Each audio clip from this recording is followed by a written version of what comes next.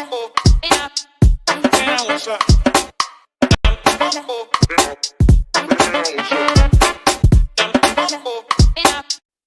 right there. Good evening, everybody. You are welcome to another wonderful time of Illuminate, our midweek interactive session. Thank you for joining again. My name is ALABA. I'm the lead pastor of Lovenetwork Ministry. It's my pleasure to welcome you again. It's been an amazing time, from the previous live that we've had from the beginning of this till now. So I look forward to a wonderful time today as well. So I want to encourage you today, take the link, share with as many people as possible, because this promises to be another life transforming session.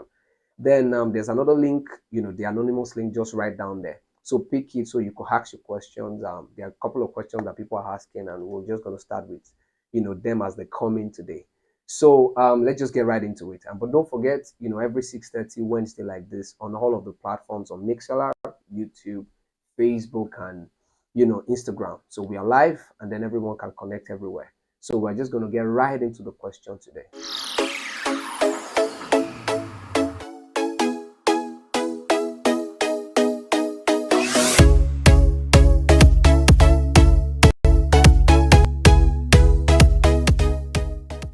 All right, then, can we go on? All right, thank you very much, sir. Okay, the first question says, I don't feel like it. I would rather do something else than go to my prayer spot to pray. Why does this happen? You don't feel like it. You'd rather, do something else than going to your prayer spot to pray. So I think, first of all, I think it's important for us to know that prayer is not, even though there's an element of feeling to it, but prayer is not always a feeling. So prayer is more of a discipline than feelings. That's the truth. And we need to, come to that realization so that we can have a wonderful and an effective prayer life. So the Bible says in Luke chapter 18, verse 1, it said, the Lord Jesus spoke a parable unto them to the end that men ought always to pray and not to faint. So we need to be in a place where we are always praying. What is prayer? It's simply communication with God. So you are communicating with Him, discussing with Him, fellowshipping with Him, having that intimacy going on there. I know that, for most people, we have reduced prayer to a just asking and receiving system. That's a part of prayer, but fundamentally it's about communication, fellowshipping. Then even though, that's, is the primary thing, while at that, other things are even answered in the process if you do it very well. That's the truth. So prayer is that, platform and opportunity where you communicate with God, you interact with God, you fellowship with God, and then that's what it is. So if you don't feel it, you don't have to feel it. You just have to show up. And most times what will happen is that your feelings will catch up with, you've been in that prayer time. So if you go by your feelings, a lot of the time you are not going to get the best. Kenneth Hagin, the late Kenneth Hagin, of course, an American preacher from, maybe some people that may not know him. He's also the one, at least acclaimed to be the pioneer of the Word of Faith, movement. He said in his book, How to Be Led, by the Spirit, he said, the voice of the body is the feeling. So man is 3 in 1. We have spirit, we have a soul, we live in this body. So the voice of our body is feelings. So, and if you go by the dictate of your body, a lot of the time you won't be able to get the best from that. So we have to learn to show up anyway, pray anyway, communicate with God anyway, showing up to a prayer place and a prayer time. Now, let me speak to that. Sometimes some people, in a bid to idolize a prayer place and a prayer time, they've gone out of the very essence of praying and communicating with God. It's not just about the prayer place and prayer time in and of itself. It's about the motive. It's about the objective. The objective is to pray. So which means, therefore, that if your prayer place and prayer time is not doing it for you anymore, you might want to change it. Do you understand? That also even, comes to play for people that you find yourself in a phase of life where maybe you're traveling a lot, you're working a lot, you have a lot of things going on, and the prayer time and place that you have set, you are not practically able to, be there. You're flying all around, or you're traveling everywhere, or, work is taking you extra and you have to stay at work. So what that means is you need to now get a prayer place or a prayer time for yourself that suits your new structure, new season of life, so that the essence of the prayer, which is fellowshipping and communicating with God, establishing, your rights and your privileges in God on the earth, you can do that. So I hope this really helps. So it's about being able to, achieve that. Is more of the motive, the objective, than just having a structure that is not really helping you solve the problem. I hope that helps. So it's more about the motive and not just about just saying, the prayer place and the prayer time. If it's not working for you, look for what works. Keep to the motive and the objective and ensure that you're able to do that. Another thing you can do is get somebody that can help you. If you have a partner or an accountable system or a structure that helps you also, get you along and get you in line with that. Don't forget, it's more of a discipline than a feeling. I hope that answers you. All right, then. Can we get to the next question? All right. Thank you so much, sir. I hope that answers your question. All right. Another person here is asking that, how can I set boundaries in a dating relationship? How can I set boundaries in a dating relationship? I think when it comes to setting boundaries, we'll speak to what boundary do you mean in and of itself. So do you mean a physical boundary? Do you mean emotional boundary? Emotional and mental boundary? Do you mean financial boundary? Is it social boundary? We have all of this. Is it communication boundary? So you want to determine which of the boundaries are you talking about. But what cuts across for all? Let me take physical, boundary as a typical example. So if you have a boundary for physical touch, or where you want to have your personal space to yourself, I think one place you want to start with is to first admit to yourself that I'm not infallible. I have the tendency and the potential to perhaps, fall short. It's important we say this because there is that overconfidence on ourselves and in ourselves that sometimes get us into trouble. So we put ourselves in line when we ought not to, when we could just have taken caution. The Bible also says in Proverbs 22 verse 3, a righteous man, you see trouble from afar, you hide yourself. It's wisdom to hide yourself. So those measures are important. The Bible also says in 1 Corinthians chapter 10 verse 12, it said, wherefore, so on the back of all that he has talked about, wherefore, it said, let him that think he stands, let him take heed lest he falls. So when it comes to that, we need to put measures in place. We need to be deliberate about that. And it starts by saying, man, I'm not infallible. I could be sexually attracted to you, because there's that attraction going on there, that brought about, that connection that I have for you, that possibility of intimacy. So I must admit that. And the second thing is you want to have conversation with your partner to say, when it comes to this boundary, emotional boundary, that boundary, can we set this? And it's always very good at the beginning stage of your relationship. I think this is important to say.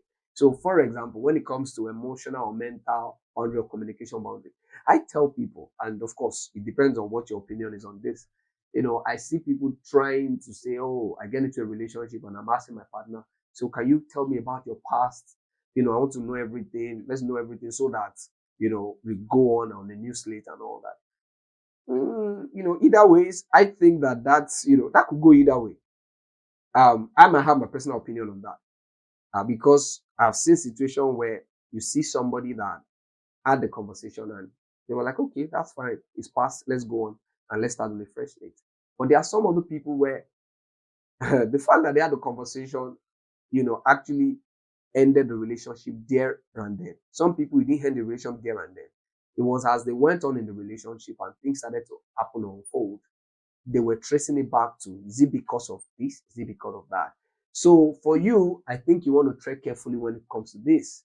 Yes, it's important to let the past go. Let some things be dealt with. But a lot of the time, some people have not so nice past that it might be best for you not to know about it. There are some things that is a no-no. You should know. If somebody have a child, for example, they've had a child before, or perhaps they've done some things that could have a significant impact on your relationship as you go along. Because I don't even expect that you go into a relationship with somebody without a goal in mind. It's not usually smart. When you're just there, we're just vibing, you tend to start to do things that are not in line, are not supposed to be. So when it comes to boundary, I think being clear with yourself, be true to yourself, don't deceive yourself. Then secondly, have communication with your partner. So what are the boundaries that we have? How far can we go when it comes to family, when it comes to friends, when it comes to exes? Have that conversation going on there. Then, depending on which works for both of you, if you think, oh, we can let go of all that is in the bag that has happened in the past. I know for some people, it might not be smart, it might not be wise. It's better you just believe what you believe about the person, as far as it's not going to be detrimental to the relationship eventually. So I think, that's the thing. So the boundary is a matter for have communication and ensure that you put it. If it's a sexual one and the bed should remain undefiled, that's the standard of the scripture, which we all are ought to live by. Then it's important that you put measures in place. Be accountable. Get somebody you can be accountable to. And have a way of escape. If you're going to get into trouble and they seem like, wow, I see a lot of people do stuff. They say, oh, I'm going to go and stay over. Nothing will happen. That's you. You are going overboard. We're going to stay alone in secluded places and nothing will happen. You are tempting yourself. You're tempting yourself. I wouldn't advise you do that. And be true to yourself. Have the conversation and let your goals align. And then, I believe that you will do well with that boundary. But have communication. Be true to yourself and ensure that you put measures in place. Be accountable. I hope that helps. I try as much as possible to be robust with that. So we could cover whichever, works. All right. Thank you. Can we get to the next question? All right. Thank you very much, sir. The third question says, companies like to request for years of experience. How can I explore internship and job opportunities in my field while still in school and have to work experience? So, while it's still in school, you want work experience because companies usually ask. So I would usually say that try and get apprenticeship that would not affect your academics as much as possible. Because your primary phase of life demands that you give attention and you excel at your academics. So while engaging your academics and schooling and getting educated, it's very important that you also engage in some other things. In fact, it's nice where you're engaging in some other things practically in that field, so you can begin to balance your academic experience with work life or real life experience. That's important. It will do you a lot of good. So how you can do that is apprenticeship. So try and get apprenticeship that will not affect your academics. Then, then as you do that, another thing that you're entitled to do is you could use your holiday very well. So when you have holidays, if say it's always intense during the session in school, use your holidays very well. Dole out or send out the request way ahead of time to say, I would like to intern here and all that. People like to hear when you say, I will intern somewhere and I want to come and add value, rather than seeking to say, I want to intern, I want apprenticeship, or how much will you pay me? Usually that doesn't sound well to the ear of the perhaps employer or the person that wants to give you the opportunity. So seek more or speak more in terms of the value you are bringing to bear. When you bring value to bear, most often than not, they will also think about how they could be of help to you, perhaps even if it's your transportation cost or feeding cost and all that. But think more in terms of that. Then another thing you could do is while at school, there are a lot of things that you are doing already that you may not place value on. Things such as you're a course rep, for example, or we have a group assignment, we have group projects. Those things as you're applying yourself in a task.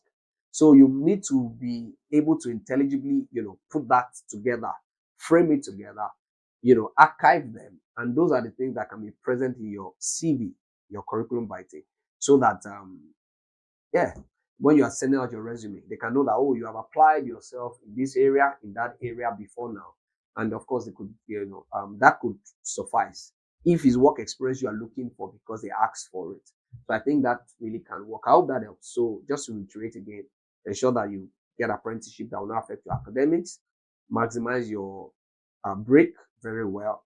Then what else? Then make sure that you put together the things that you're already doing in school and impute it in your CV to capture the experiences you have garnered, the strengths that you have now, and the expertise. Some people even have some certification that you took. You took some courses online. Get two certifications. Put it there. You can do that. Apply yourself in that direction, and then I believe that would solve that question. I hope that answers it. I hope that answers it. All right. Thank you very much, sir. Let's just You're move right to welcome. the next question. Someone here is asking, says that sometimes I feel very empty despite what I have achieved. How do I find meaning and purpose in life? Mm. Mm. You feel empty despite all you have achieved. So how do you find meaning and purpose in life? So let's answer it this way. To say, so you want meaning and purpose. So what is purpose in and of itself? Purpose simply is the reason for which something exists. The reason for which something exists. So you are trying to find fulfillment, satisfaction, in that. So if it's the reason for which something exists, then the question then best to ask to say that why am I here? What's my reason for existence? That's the truth. Because in your sincerity of heart, you have decided to go ahead and say, let me apply myself to this field, to this career, and then hopefully when I obtain or achieve some things, I would find fulfillment. And you've gone through that route and you have not gotten fulfillment. So the question then is, what is fulfillment? What is satisfaction? I think it has to do with purpose. And when we talk about purpose, the reason for which something exists, we can't talk about purpose without talking about the purposed. That's the creator, the manufacturer. Is whoever manufactures the thing that determines the purpose for it. So let's take a typical example. Let's say, for example, I'm sitting on a chair. So let's say a chair, whether a leather chair or furniture and all that. So the carpenter or the person that constructed it had a purpose at the back of their mind before they created it. Now, what's that purpose? So that's for maybe sitting or comfort. I think that's clear. So as far as the chair is fulfilling that, I believe it's satisfied as I'm seated on it. So the same applies to, say, a car, for example. So the manufacturer of a car, they have something in the back of their mind that made them create a car. So which I believe, amongst other things that it may be doing, is for mobility. And do you agree with that? So it's for mobility. So a car is to be able to move, to transport, to be mobile. Now you can have other functionalities. You can play radio in it, other functionalities. You can do quite a number of things in it. Some cars you speak to it or do this, do that. Or you can even have a place for drinking and all that. All those other things are just added, they are add-ons. They are not the essence of a car. So with them means that when we talk about the purpose of a thing, which will bring its fulfillment and satisfaction, is that one thing for which that thing was created, which it must fulfill, it must function at. If it's not functioning at that, then any other thing it's trying to function at will not really matter. So that's really purpose. Do you get the idea? The same thing with a phone. No matter how much a phone can do in terms of, I can use it to, say, browse, or I can use the calculator, I can play games on it. There's one thing a phone, if it doesn't do, then the essence for that phone is not maximized. So the manufacturer created a phone to be able to communicate and make calls. So if it doesn't make calls, then it's not a phone. Do you agree with that? And let's bring it to our own life as human beings. What is that one thing for which we're created, at which we have to succeed? Because if we don't succeed at it, whatever it is that we try to do would not count, even though they are good stuff. Going after your career and doing well, they are good. But they are just other good functionalities that will enhance the purpose. As with a car, a good car, you have AC, you have, your radio set, you have a couple of other functionalities that it could do. You have even mapping system that can show you, the best routes and all of that. Despite all that, there's one thing it must do. So for us too, you can have money, have fame, have all of that. But there's one thing which, if it's missing, all of those things will be waste. And then that means we need to speak to the creator, which is God. We're created by God. So what is God's purpose for us? If we don't feel or fulfill that purpose, then we would, no matter, it doesn't matter whatever we chase after, qualification, accolade, whatever it is, material possession, it doesn't satisfy. That's why a lot of people, despite the fact that they are rich, they could be contemplating suicide. It's because of that one thing. And what is it? The Bible shows us in Revelation chapter 4, verse 11. It says, for thou, O Lord, you have created all things for your pleasure, they were created. So God created everybody for his pleasure. And what is that? I love the way Apostle Paul, puts it in Philippians chapter 1, verse 21. He said, for me to live is Christ and to die is gain. So there is a God-sized hole in every man that if it's not filled, it doesn't matter any other thing we try to fill it with, we will not be satisfied.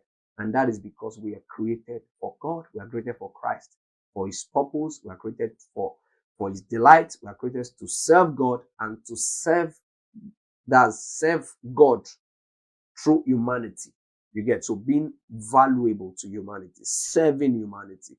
I think that is very important. If we get this, I decided to go this route because it just deals with the root of it. The same way that one thing for which a car must be able to do. Otherwise, if it's not doing, then it's not a car. The same way that one thing that a phone must be able to do, a furniture must be able to do. If it's not doing it, then it's not what the creature intended for it to. Then it will be lost, disgruntled, unhappy, dissatisfied, and all that. So that one thing for me and you is to receive the life of Christ, to know Christ, and to make him known. I think that's the summary of it. To receive the life of Christ, to know him, and then to make him known. Once we can piece this as the main goal, every other thing will make more sense. Your money will make more sense because it will advance the cause of the gospel. It will help the poor. It will do all of that. It will make more sense. Don't get it twisted. Going to church is not your purpose. Giving money to church is not your purpose. Giving money to the poor is not your purpose. All of those things are not. What gives them credence is the fact that you are living as unto Christ, as unto God, your creator, what he has created you to delight him. You are created for his pleasure. Then all those other things will now become secondary. Now pushing that agenda and that plan of God for your life. Once you achieve this and you are living on this, then you will be fulfilled. It doesn't matter how much money. It's a rabbit hole. The next thing you try to grapple, you go again. What's the next thing? You attain it, you feel you're not satisfied. Have you ever been in that position before? You're so bad, you wanted a phone, you wanted a laptop, you wanted a gadget, you wanted a house, you wanted that thing. And the moment you got it, you got so dissatisfied to say, is this all that there is? Are you serious? Is this it? I wanted that marriage so bad. Next, you wanted that child so bad. The moment you were having them, it seemed like there's no end in sight because those things are not designed to satisfy us. Only God is designed to. And in satisfying our souls, satisfying our life, then all these other things now make sense because they will be as unto him. I hope I was able to capture it as much as possible. Yes, yeah. All right. So thank you. Can we take the next question? All right. So another person here is asking, I currently run a laundry business, but it's been small for a long time with a turnover of less than 100,000 naira a month. How do I scale up? How do you scale up? So running a laundry business with less than 100K monthly, return. How do you scale up? I would recommend to say develop your capabilities by reading books. So expose your mind to books. So there are books out there that can really help. I can recommend a few, but definitely as you read more, then you can explore more good books. So I think one book series that is a go-to any day, anytime is the Rich Dad Poor Dad series. That's by Robert Kiyosaki. So you can read that Poor Dad. There's the cash flow quadrant. There's increasing your financial IQ. There's retire young, retire rich. Yes, they are just a series. Just if you can find it out, you will see. So Rich Dad Poor Dad series. Another one that I could recommend is E-Myth. It's called E-Myth. There's even the one E-Myth Revisited. E-Myth, I think by Michael Gerber, if I'm correct. So yeah, start off on that note. I think that's one. So read books that you expose your mind, that can increase your capability. Then secondly, mentors, we kind of emphasize that. So mentors, get mentorship that would help you, go through those curves, because there are people that have gone through what you have gone through before at their level. It might be in your field, it might not be in your field, or people that are successful, that have track record that you could learn from and that can really help you. I think that is important. And another thing that is very important that I've seen in my own personal life is that mentors help you shatter mental barriers. They help you shatter mental barriers. So through them, you can see what is possible. And then your dream, just keep getting bigger. You're fired up. And thirdly, I also want to recommend that you get other, say, friends, business people that are succeeding at what they are doing. Roll with them, have that right association going on there.